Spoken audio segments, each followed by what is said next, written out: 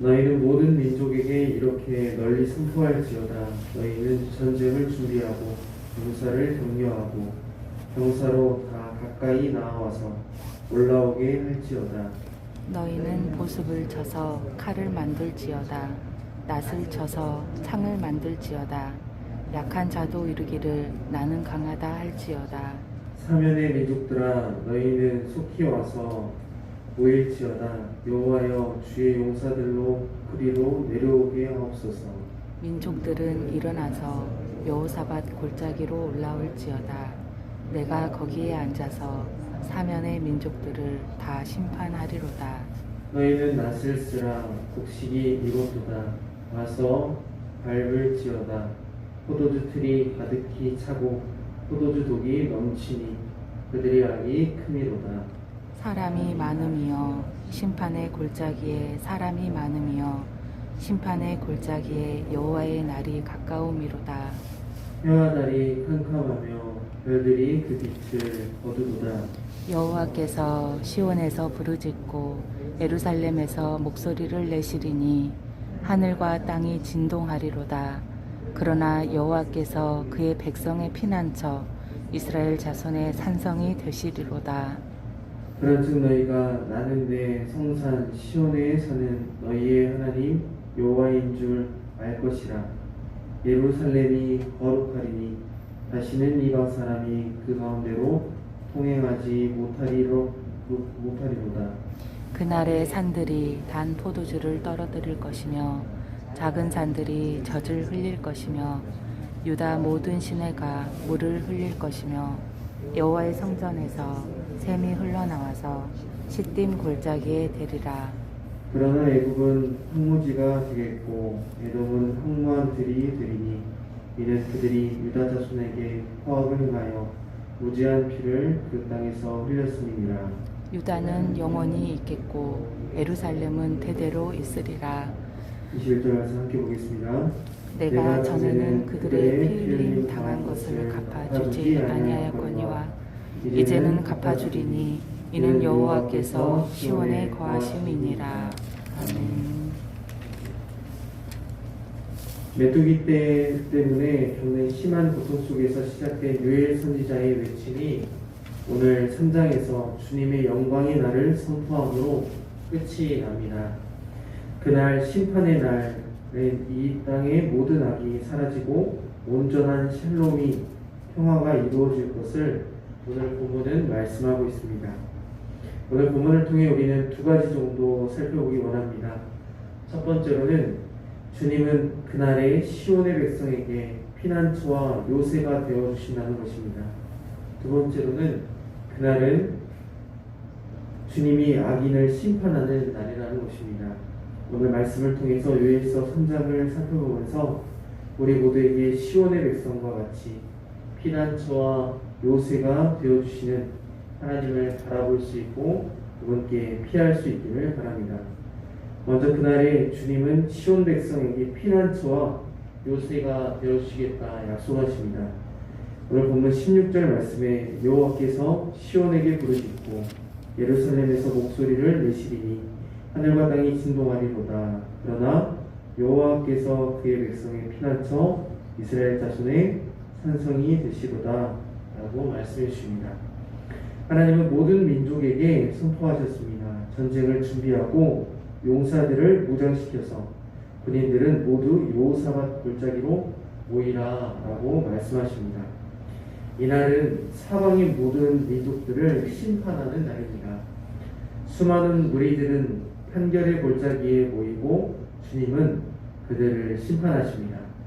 심판의 날에 해와 달이 어두워지고 별들이 빛을 잃을 때에 하나님은 하나님의 백성들에게 피난처가 되신다고 말씀하시고 이스라엘 자손에게 요새가 되실 것이라고 말씀하십니다. 피난처와 요새가 되시겠다라는 뜻이 무슨 뜻이냐? 심판의 날인 그날은 하나님의 사람들에게 피할 요새가 있는 날, 피난처가 있는 날이라는 것입니다. 더 이상 심판의 날은 두려운 날이 아니라 기쁨의 날, 구원의 날이라는 것이죠. 주님이 당신의 백성을 지켜주시고 보호해 주신 날이 바로 이날이라는 것입니다. 하나님이 이스라엘 백성의 요새가 되어주시면 세상 그 어느 곳보다 더 안전한 곳이 됩니다. 하나님이 시온의 백성에게 피난처가 되어주시면 해와 달이 어두워지고 별들이 빛을 잃어도 세상 그 어느 곳보다 밝게 빛나는 곳이 됩니다. 그러므로 이날은 하나님의 백성에게 기쁨의 날입니다. 이스라엘 백성이 꿈꾸는 그날이 바로 그들에게 요새가 되어주시는 하나님의 날, 시온의 백성에게 피난처가 되어주시는 주님의 날이기 때문입니다. 그날은 또한 하나님이 이스라엘 백성들의 하나님이 되심을 백성들이 알게 되는 날이기도 합니다. 무엇을 알게 되느냐? 하나님이 하나님의 백성에게 약속하신 언약이 완전히 성취되고 회복되는 것을 알게 된다라는 것이죠. 백성들이 하나님이 우리의 하나님이 되심을 어떻게 아느냐 하면 그때의 에덴에서 생명수가 흘러나오는 것처럼 성전에서 샘물이 흘러나와 마른 땅을 적시는 것처럼 황량한 들녘에 다시 풍성한 곡식이 자라게 된다는 것입니다. 이것을 통해서 하나님이 우리의 하나님 되시는구나 라는 사실을 알게 된다는 것입니다. 산마다 새 포도주가 넘치고 언덕마다 젖이 흐르는 약속의 땅의 풍요가 회복되는 날이기 때문입니다. 이처럼 주님이 주관하시는 심판의 날은 의인들이 그 어느 때보다 더 안전한 날, 그리고 풍요로운 날, 기쁨이 가득한 날이 됩니다. 그토록 하나님의 백성들이 꿈꾸던 주님의 날이기 때문입니다. 예수님은 그 누구보다 그날을 전파하기에 온 힘을 다하셨습니다. 마태복음 4장 17절 말씀에 보면 예수께서 비로소 전파에 이르시되 회개하라 천국이 가까이 왔느니라 하시더라 말씀하십니다. 회개해야 하는데 그날에는 왜 회개해야 하느냐? 무엇이 가까이 왔다고 말씀하시냐면 천국이 가까이 왔다고 말씀하십니다.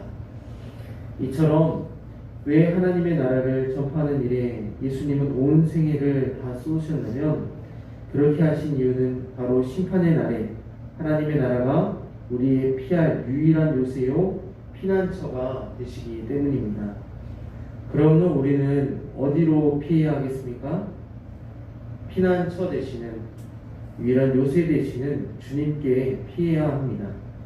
하나님의 나라가 가까이 옴을 통해 그날에 믿는 모든 자들은 모두 주님의 보호하심을 깊이 경험하게 되기 때문이죠. 성도 여러분, 예수님은 반드시 이 땅에 다시 오십니다. 그날이 바로 이스라엘 백성이 그토록 기다리던 날이자 우리도 그토록 기다리던 때입니다. 그토록 바라던 하나님의 나라에서 영원히 살아갈 우리들이 가야 할 하나님의 나라에서 주님이 우리의 피난처가 되시고 요새가 되어주셔서 우리는 주님과 함께 기뻐하며 즐거워할 수 있게 됩니다. 그날 하나님의 나라에서 영원히 사는 저와 여러분 되시기를 간절히 소망합니다. 두 번째로는 그날은 주님이 악인을 심판하는 날이라는 것입니다. 요엘서 3장 4절 말씀에 보면 두로와 시돈과 블레셋 사방아 너희가 나와 무슨 상관이 있느냐 라고 말씀하십니다. 하나님의 백성에게 피할 길을 주시는 반면에 하나님은 두로와 시돈을 향해 너희는 나와 상관이 없다 라고 말씀하십니다. 악인의 힘은 영원할 것 같지만 그렇지 못하고 칼의 힘을 의지하는 자는 칼로 망하게 되는 것을 오늘 본문이 말씀하고 있습니다. 힘이 있다고 하나님을 등지고 자신들의 힘을 의지하고 살았던 인생의 체험은 반드시 비참한 삶을 겪게 됩니다. 그들에게는 심판이 있다는 것을 오늘 본문이 말하고 있는데 두로와 시돈에게는 하나님께서 요새가 되어주시지 않음을 오늘 본문이 말하고 있습니다. 두로와 시돈에는 하나님의 피난처가 없다라는 것입니다. 왜냐하면 그들은 하나님이 아닌 해와 달과 별을 숭배하며 믿고 살았기 때문이죠. 하나님을 섬긴 백성들은 하나님이 요새가 되어주시고 피난처가 되어주시지만 하나님을 등진 자신의 힘만으로 칼을 의지하며 살았던 두루와 시돈은 그들이 섬긴 달과 별과 해가 그들을 보호해 주지 않고 피난처도 요새도 되어주지 못하고 끝내 심판의 날에 마치 낫을 대고 추수하듯 포도를 밟아 으깨듯이 심판받게 됨을 오늘 본문이 잘 말해주고 있습니다. 하나님이 통치하는 예루살렘은 새 생명을 얻게 되지만 이스라엘을 괴롭힌 이집트와 에돔은 황폐하여 진다고 말합니다. 주님의 심판의 날에 악인을 심판받는 방법이 이처럼 오늘 본문에 상세하게 나타나 있습니다. 욥기 21장 30절 말씀에 보면 악인은 재난의 날을 위하여 남겨둔 바 되었고 진노의 날을 향하여 끌려가느니라 라고 말씀합니다. 하나님은 반드시 악인을 심판하실 날이 있다고 오늘 본문에서도 욥기에서도 말하고 있습니다. 그것은 욥기 21장 30절에서 말씀하는 것과 같이 재난의 날을 위하여 악인을 잠시 남겨두었다라고 표현합니다. 악인이 지금 당장 심판을 받지 않는다 해서 죄가 그들에게 없는 것은 아닙니다. 하나님은 재난의 날을 위하여 악인들을 남겨두셨고 악인은 진노의 날을 향하여 끌려간다라고 표현합니다. 이로 보건대 힘과 포악함을 동원해 악을 일삼는 사람들은 하나님이 반드시 심판하실 날이 반드시 있다라는 것이죠. 그리고 그들의 인생은 진노의 날을 향하여 끌려가는 인생이라고 말하고 있습니다. 사랑하는 성도 여러분, 하나님의 백성은 하나님의 인도함을 받으며 하나님의 보호를 받는 사람들이 바로 성도입니다.